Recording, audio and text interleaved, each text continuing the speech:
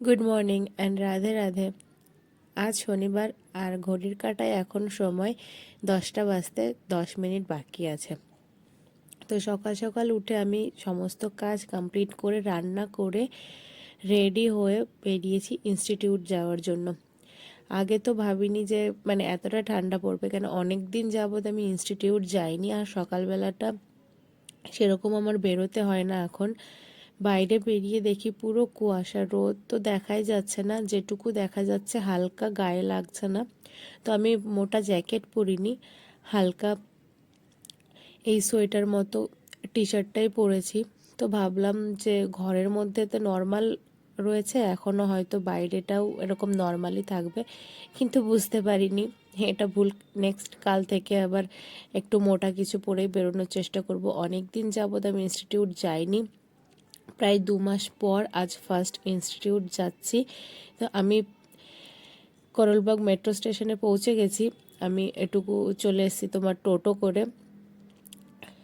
আর যাওয়ার সময়টা আমি টোটো করেই যাই, ভাবি যে দেরি হয়ে যাবে কি না, তো তার জন্য টোটো করে চলে আসি। আর এসে দেখি এখনও অনেকটা টাইম বেঁচে রয়েছে। আজকে ফার্স্ট ডের জন্য একটু তাড়াতাড়ি এলাম। আর এদিকে দেখো কত কুয়াশা মতো লাগছে, রোদের তো কোনো দেখাই মিলছে না। আমি মেট্রো কার্ডটা বের করে এন্ট্রি করে নিলাম ভেতরে, কেন এখন আবার ওপরে যেতে হবে। তারপর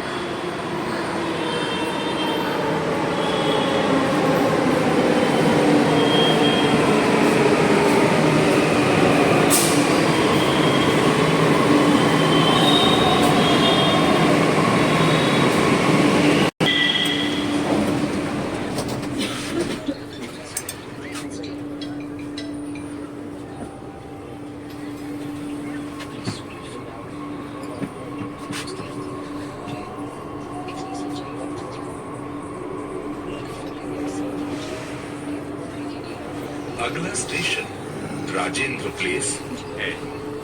नेक्स्ट स्टेशन इज কোরলবাগ থেকে কীর্তিনগরের অবস্থা আরও খারাপ। দেখো হালকা হালকা রোদ উঠছে, কিন্তু আগে দেখলে মনে হচ্ছে কত কুয়াশা। আর এখানে রোদটা অতটা বোঝাও যাচ্ছে না, কেন চারিদিকে গাছে ভর্তি, রাস্তার দুই সাইডে গাছ একদম পুরো ভর্তি। তো তার জন্য আর রোদটা গায়ে লাগছে না, তাই আমি হেঁটে হেঁটেই যাচ্ছি। মেট্রো থেকে বেশিটা দূরে নয়, তাও হেঁটে যাচ্ছি, কেন গাটা গরম হবে, ঠান্ডা লাগছে। দেখো দূরে কত কুয়াশা। 10:30 বাজতে গেল সকাল, কিন্তু কোনো যে পুরোটা রোদ উঠবে কুয়াশা থাকবে না সেরকম কোনো ব্যাপার নেই। 2 মাস পর আমি এই যে ফার্স্ট ডে যাচ্ছি, পুরোপুরি চলেই এসেছি। এখন লিফটে করে ওপরে উঠবো 3তলাতে। আর এই যে এসেই দেখো আমার ক্লাসরুম, অনেক দিন পরে এলাম। এটা একটা ক্লাসরুম, আর অনেকগুলো ক্লাসরুম রয়েছে, সবগুলো তোমাদেরকে কোনো সময় দেখাবো।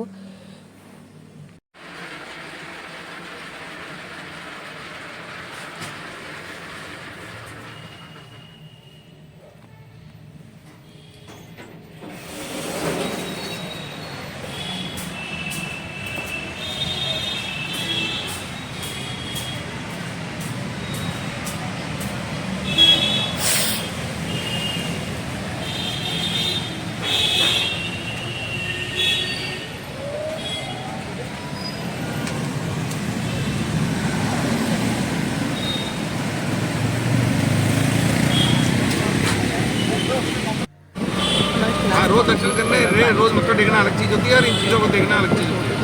वो क्या होता है जैसे हमारे हाथ से दिख नहीं रहा।